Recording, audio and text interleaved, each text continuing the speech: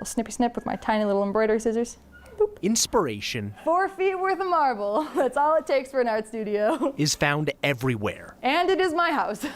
Inside Sophie Hill's kitchen, Yep. lessons passed down for generations come to life. When I create, I think about all of the beadwork that has been made before me, and how me making the work that I make is going to kind of set the stage for the next generation of beaders. Sophie, Whoever moves into this house after will always be able to know is a beader. that a beader once lived here, because they'll live here for years and years and still be finding beads from me.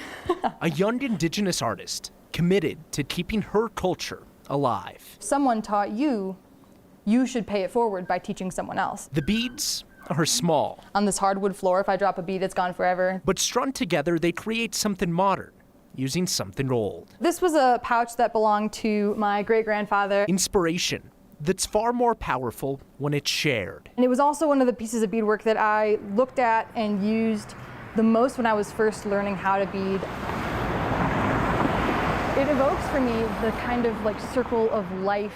Inside the Denver Art Museum, When I saw this, I was like, oh, that's so cool. the art learned from Sophie's ancestors is shared with future generations. I want them to know that their work can be on display one day. It's overwhelming, it's mind-blowing. It's a little scary, honestly, because I've always wanted to like have a piece at the art museum. And Cameron Maldonado comes from the Lakota Oglala tribe.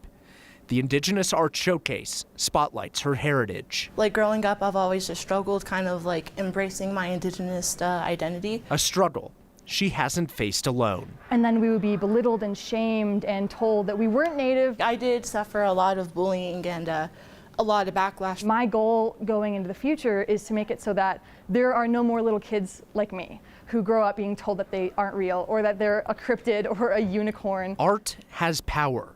It can teach, it can heal, and it can inspire. What I feel or what I portray, I can put it into something that hopefully someone else can connect and understand with. From past generations to the kitchen counter, inspiration now hangs on the museum walls. I hope that they learn that not only do we still exist, but that we are a really strong and prominent culture. In Denver, I'm Mark Salinger, 9 News.